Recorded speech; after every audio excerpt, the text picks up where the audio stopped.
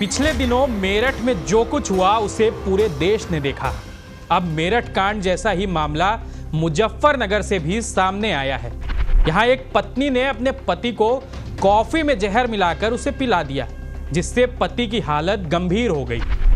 नमस्ते, मैं हूं सौरभ। आइए जानते हैं क्या है पूरा मामला। ये पूरा मामला उत्तर प्रदेश के मुजफ्फरनगर का है। देर रात जब युवक ऑफिस से आता है तो वो अपनी पत्नी से कॉफी मांगता है। रात 10:30 बजे पत्नी ने उसे कॉफी लाकर दी। कॉफी पीने के बाद अचानक उसे उल्टी होने लगी। घर वालों ने उसे खतौली के निजी अस्पताल में भर्ती कराया, जहां प्राथमिक उपचार के बाद उसे मेरठ रेफर कर दिया गया। फिलहाल पत्नी फरार है। आपको बता दें, भंगेला निवासी किस्ना ताराचंद के 2 बेटे और 2 बेटियां हैं। दोनों बेटियों की शादी हो चुकी है। बड़े बेटे अनुज की शादी 2 साल पहले गाजियाबाद के फरूक नगर निवासी पिंकी उर्फ सना से हुई थी। अनुज मेरठ के एक निजी अस्पताल में रिसेप्शनिस्ट का जॉब करते हैं।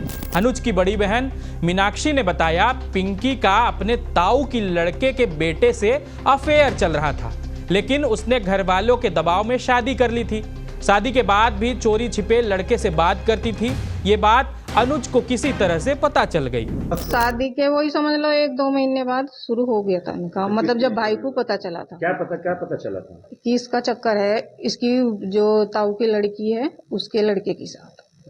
शादी से पहले ही चक्कर था? हाँ। फिर क्या हुआ है? अब ये उससे बात करती थी शादी के बाद। कहीं भी छत पे कर रही है, कभी नीचे जा रही, जब तक भाई नहीं आता था हॉस्पिटल से। और तो भाई के सामने बात नहीं करती थी उससे। तो भाई को इसका फ़ोन पकड़ा, जब इसके मैसेज दिखे, फ़ोटो, और जब ये बात करती थी सब कुछ इससे प्यार से पूछा, भाई ये कौन है? तो इसने नहीं बताया। भाई ने ऐसे ऐसे मैसेज फिर पकड़े, जिससे शक करने पर मजबूर हुआ भाई। फिर क्या हुआ? फिर उसने क्या प्लानिंग करी? फिर ये लड़की घर चली गई। अपने घर जाके भाई से लेके नहीं आया था। हाँ। कि भाई मेरे को तो इससे तलाक चाहिए। कहने की नहीं, मैं तो रहना चाहती हूँ, और मतलब अब नहीं, कुछ भी मेरी तरफ से ऐसा कुछ नहीं है। जो था वो शादी से पहले था, अब कुछ नहीं है। मतलब कि अब मैं तुम्हारे साथ रहना चाहती हूँ, घर बसाना चाहती हूँ। तो अब क्या किया उसने? फिर अब यो भाई इसे लेके आ गया था। अच्छा, फिर यो अब आ गई थी लड़की, तो इसने महिला आश्रम में केस डाल दिया था। तो महिला आश्रम में केस डाल दिया था, तो उन्होंने इसको 1 महीने के लिए यहाँ पे भेजा था घर पे। भाई से लेके नहीं आ रहा था, लेकिन ये आई तो इसने मेरी मम्मी से ये बोला कि जब मैं आई हूँ तो किसी कारण से ही आई हूँ यहाँ पे। मम्मी बोली ऐसा क्या कारण है भाई जो जिसे तू आई? इन्होंने वो तो वक्त बताएगा। अनुज ने पिंकी का मोबाइल चेक किया तो उसमें कई आपत्तिजनक मैसेज मिले। उसने पिंकी को बॉयफ्रेंड से बात करने से मना किया। इससे दोनों के बीच विवाद हो गया। फिर पिंकी अपने मायके चली गई। अनुज ने पिंकी के घर वालों से भी शिकायत की, लेकिन उन्होंने भी पिंकी को कुछ नहीं कहा। इसके बाद भाई ने मामले की शिकायत महिला आयोग में की। महिला आयोग ने दोनों पक्षों से बात की। उस दौरान पिंकी ने कहा था, मैं साथ रहने को तैयार हूं।